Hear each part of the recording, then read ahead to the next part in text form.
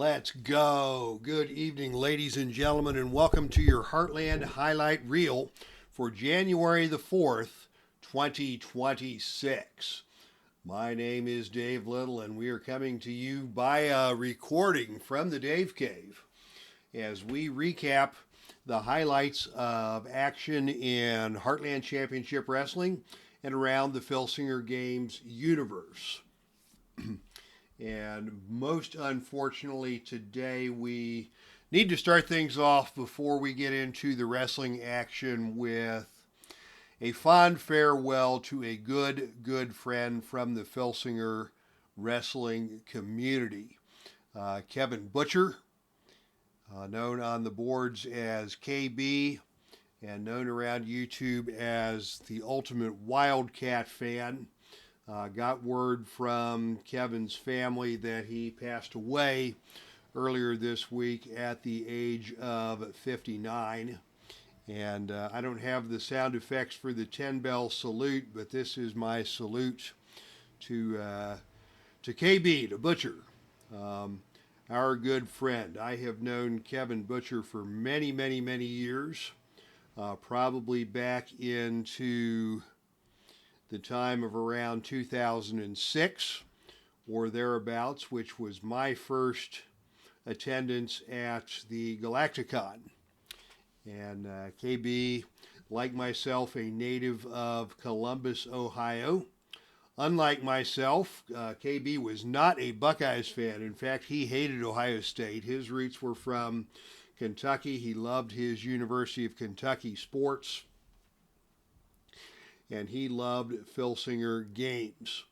It was KB who originated, was one of the founding fathers of the OhioCon, where back when in my Ohio days, I got together with Kevin Butcher, Pete Fusco, Jeff Manning, David Barnes, Mike McKinney, and a few other Ohio-based Filsinger Games players, and also a couple of Kevin's kids, Matthew and I believe Trenton were Kevin's sons, who also played Filsinger Games and were part of the OhioCon and subsequently what came to be known as the OhioCon Posse.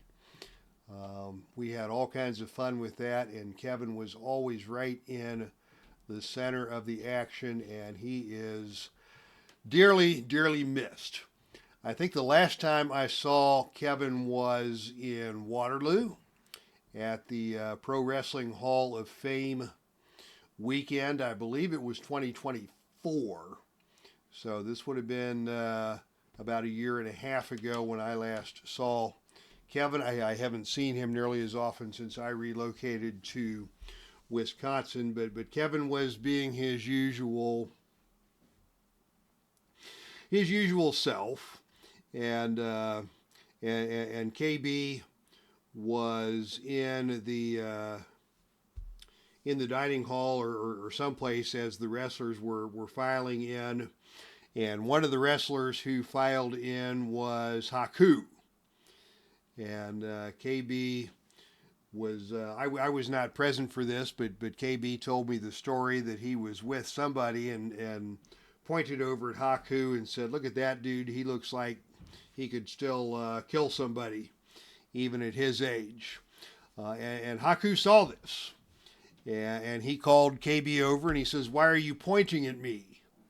Don't you know that that's very rude? You should just come talk to me." And Kevin said, "Well, I meant no disrespect, sir. I was just saying, Haku looks like he could kill me if he wanted to." And Haku apparently responded, "Do you want me to kill you?" And they had a good laugh over that, and that was one of many great KB stories from throughout his life. And gosh, Kevin, rest in peace, man. Miss you like crazy. Always a good friend in Galacticon. Always a good friend, a frequent visitor to the Heartland YouTube live events. If you ever saw Ultimate Wildcat fan pop in. The world's biggest fan of Superstar Graham he was. No matter what was going on, he wanted to know what was happening with Superstar Graham at any point in time in the Heartland. So, gosh, Kevin, man, you are missed. And with that, we will move into our wrestling action, as Kevin would certainly enjoy. This week, in fact, on New Year's Day, excuse me, getting all choked up over here. On New Year's Day in the Dave Cave, we held the Buckeye Bowl 2026. Here are your list of competitors from each of our Heartland territories. And yeah, as usual, 6 mystery wild card entrants who were not announced until the day of the Buckeye Bowl itself. The Buckeye Bowl delivered exactly what we would expect from the Buckeye Bowl. Chaos, endurance, surprise momentum swings, some surprise performances, and some stellar performances. The first entry into the ring was number 1, Big John Studd. And he went through wave after wave of challengers. I believe got 4 eliminations and was a formidable force. Davey Boy Smith came in at number 4. And he barely got into the ring, and he dumped MJF in just seconds. And that drew big applause from the fans at Columbus. And so Davey Boy Smith making a splash early on in that one. And of course, as the match went on, alliances were formed and rivalries were renewed. Arn Anderson and Kevin Sullivan worked together very effectively despite coming from 2 different territories. They worked together effectively and did some damage. Bobo Brazil and Angelo Mosca had it out. They are currently feuding, and Bobo and Angelo tore it up in Columbus, and their feud will continue. John Layfield, JBL, hit the ring and just wailed on people. He had that clothesline from hell working, and he was putting people out left and right, including an unbelievable double elimination of simultaneously Tim Storm and Big John Studd in a moment that stunned the fans in Columbus and was one of the high drama points in the match. Tim Storm came in as one of the wild card entrants, and he bravely plied his skills against Big John Studd and really held his own until JBL saw the opportunity and clotheslined both of them out of the match. So big move there by JBL. Then later on, Randy the Macho Man Savage hit the ring, and he was putting people out left and right. He caught fire and put out multiple heavyweights in rapid succession. Also a wild card entry, number 1, Paul Jones shocked the world, putting out Bob Backlund from the Buckeye Bowl. Very shocking turn of events there. And in fact, looking at his wrestling card, Paul Jones got a better wrestling card than I might have expected. I really only knew Paul Jones as a manager. But apparently his wrestling career, most of which happened before my time, must have been at least reasonably successful, as he performed well in the Buckeye Bowl. And finally, in came entrance number 30, also a wild card entry, the Olympic strongman Ken Patera. And Paul Jones and Ken Patera worked together very effectively, forming an alliance almost immediately. And Ken Patera went on a roll coming in at number 30, eliminating Tony Atlas, eliminating Stu Hart. And it came down to the final 2 These two men, Ken Patera and Davey Boy Smith. Davey Boy Smith started at number 4. Ken Patera started at number 30. So the advantage belonged to Patera. Davey Boy had been working with Stu Hart, and they formed an effective partnership, battling against the partnership of Paul Jones and Ken Patera. And it came down to Patera and Davey Boy Smith in the final 2 positions of the Buckeye Bowl. May I have a drum roll, please? Your winner and 2026 Buckeye Bowl champion, this man, the Olympic strongman, Ken Patera. Davey Boy Smith had a marathon performance and created a legacy for himself in the Buckeye Bowl lore. But in the end, Ken Patera takes the victory and earns himself a shot at the NWA World Heavyweight Championship. So fun times in the Dave Cave on New Year's Day. Took me probably a little over 4 hours to do the total Buckeye Bowl. So obviously that is not something that I would attempt to put on the airwaves. But the highlight show will be up on the Filsinger message board by the end of this week. Turning our attention to the other federations.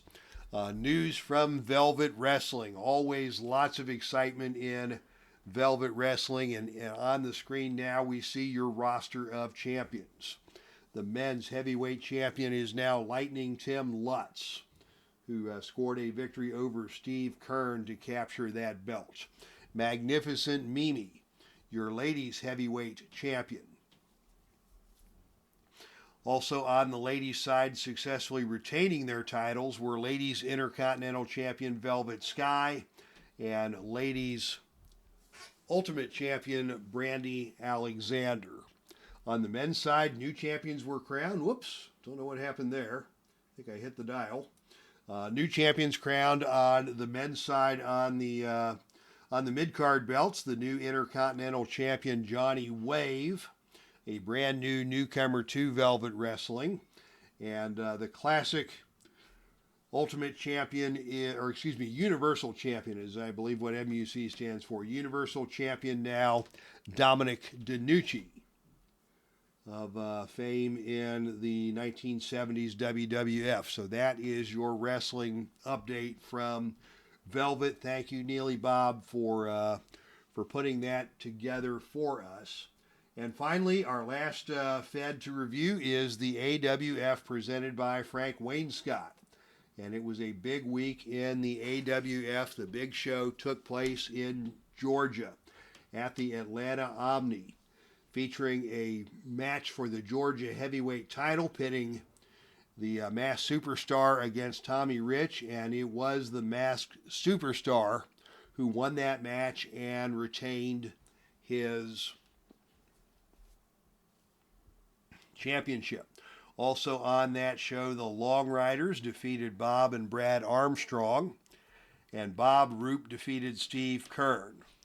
Also, we had action from Memphis this week. Austin Idol in a Memphis street fight taking on Bill Dundee, and Austin Idol brutalized Bill Dundee to win that match and put Bill Dundee on the shelf for an indefinite period of time. And also in the Memphis show, Randy Savage and Lanny Poffo, the Poffo brothers, captured the Southern Heavyweight Tag Team Championship with a victory over the Rock and Roll Express. So that is your updates from around the Filsinger Games universe. And again, this will always be remembered as the week that we lost a dear friend to the Filsinger Games community, and to me in particular. Rest in peace, Kevin Butcher. I anticipate having something ready for the air on Sunday of this coming week. Probably a card that would involve a heavyweight championship match between Pat Patterson and Buddy Rogers. That's what I'm aiming for, but I don't have everything scheduled yet, so keep an eye on the Facebook group. Keep an eye on the Filsinger Games message board. And as always, if you are interested in having your territory featured on the Heartland highlight reel from week to week, you can hit me up on Facebook Messenger or on the Filsinger Games message boards, and we will make it happen. So thank you, everybody, for tuning in to this week's Heartland highlight reel. That's our stream, and I am out of here.